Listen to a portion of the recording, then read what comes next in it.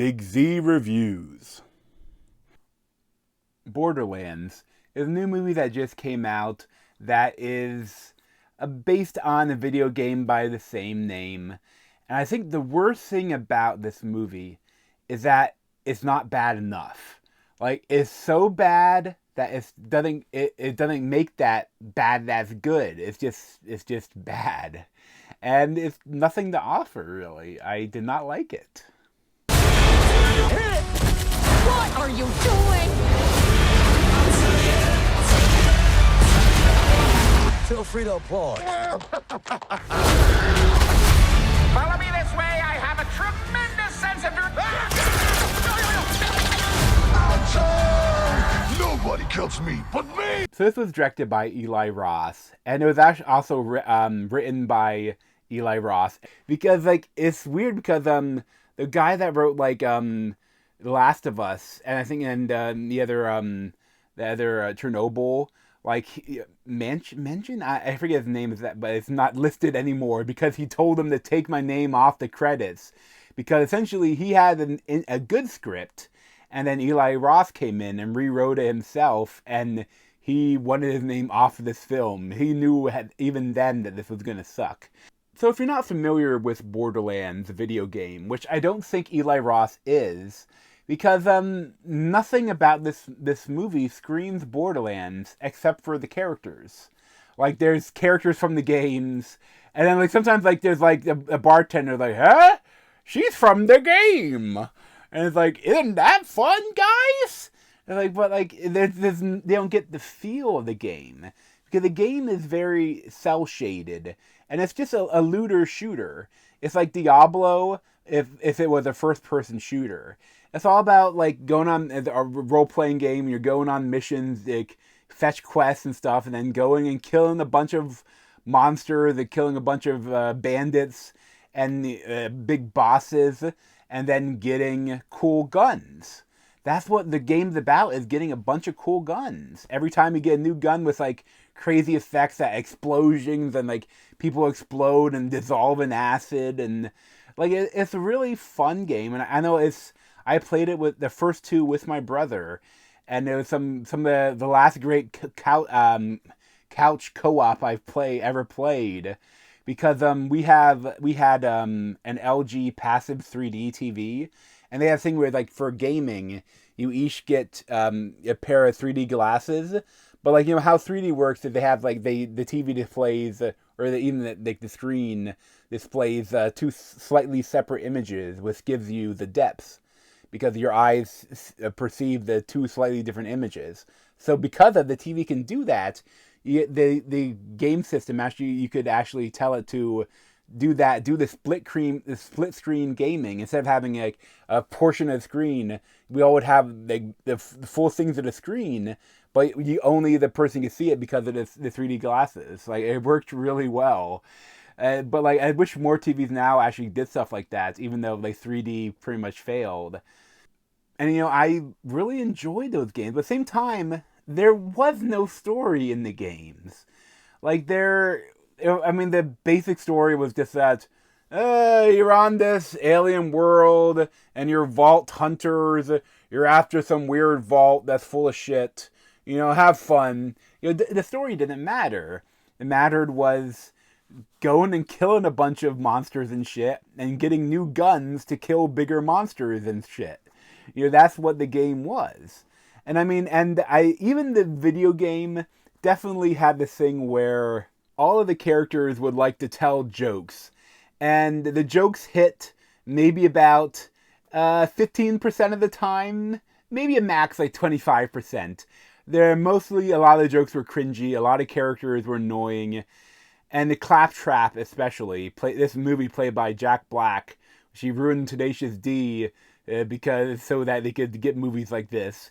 But the character is very annoying. Like, I think they do a little bit that, like, with people, he's like invulnerable. Like, he multiple times, like, they shoot him, nothing happens. Like, if you try to destroy him, it wouldn't work. But, like, he was just an annoying quest giver that, like, and that's one thing that maybe the movie got right, with how annoying Claptrap is. But like in this movie, you have Kevin Hart, and he's playing Kevin Hart, except in a really weird looking suit. And you have Edgar Ramirez as the evil guy. You have Jamie Lee Curtis as, I think her acting is so bad in this, and I feel like she knew what she was doing. She knew the movie that she was doing, and like she's like cross-eyed. And but at one point at the beginning of the movie, her cleavage is out, and I'm like, oh, okay, like, but like it's they. She is so bad that it's like it's every character was like that. I was like, maybe this movie could have been so bad it was good. But then they also have Ariana Greenblatt as Tiny Tina, and she's fine, annoying, but it's fine. And you have Florian Montaño as Krieg, who is like a berserker guy. And your main character is Kate Blanchett as Lilith. And how Kate Blanchett agreed to do this movie, I will not know. Like, a lot of people are hypothesizing that the script was really good. It was from Craig Mazin, and that like she came on with that script, and then they changed. Eli Roth ruined it, and she still signed the contract and had to do it. But I just hope that she got money from this. I hope she didn't take percentage of the film's box office because it's not going to make any money.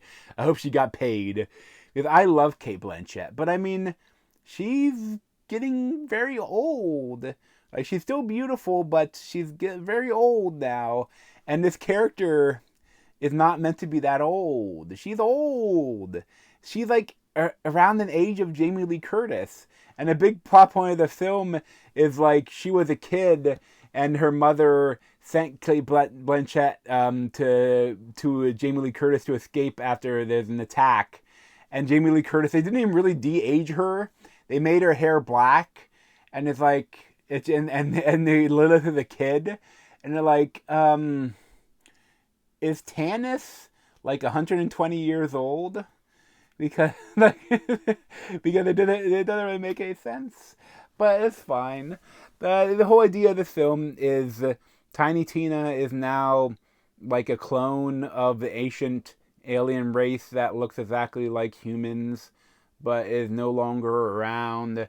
And Edgar Ramirez's Atlas cloned the blood they found on a crystal, and they raised her as a daughter, but then they hate each other.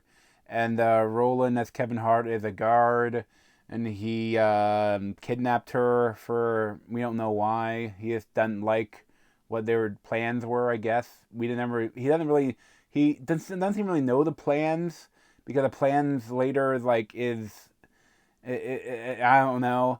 But then they go after Lilith, Kate Blanchett, who is a bounty hunter, and they get her to go after and try to re-kidnap the kidnapped daughter.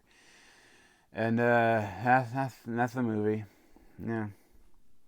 Yeah. It's just not good. And Kate Blanchett, it has like the red wig, and I think they're trying to do like a little bit of the art direction, but they didn't do enough. Like, some of the people, like the makeup is like over the top, but they don't go for cel shaded look at all. But like, it's just that like, and I think that if a lot of this, the core behind it is that with Borderlands, you can kind of make your own story when you're playing with other people almost, because the story isn't very good. But like, all you had to do was like make a D&D campaign, but with a bunch of guns and people blowing up and stuff. But this movie is like PG. Like, I think it's PG-13, but it could be PG for how bloodless it is, and how like all the like explosions and no one is really hurt, like other than like a lot of people die, but there's nothing gory at all about it, which is disappointing from Eli Roth, who is a bit of a gore king. But like, I guess I wouldn't be surprised if there's an R cut somewhere, but I think they were trying to make it PG-13 so to get more people at the box office, which it did not work. But it's just there's nothing here. Like, and like the different reveals it does, it's always like, oh, that doesn't really make sense, but you do you. Have fun. Yep. Yeah. Okay. And I think that if this movie, it feels like video game movies of old, which is made by people that don't have any idea what the game was about, that just know like the story of the game. And okay, I'll make my own version of that. But they don't get like, I say it sucks because lately there've been a lot of adaptations of video games that like, even if they changed the story and did their own thing with it, some did like straight adaptations, which are like adapting like a book or a comic book or something. And I love that. But others have gone like, taken the tone and theme of a game and making their own thing. But this is just like neither. It's just shit. I'd probably give it like a 3 out of 10. But thanks for watching. If you want to see more of me, you can subscribe down below. Thanks.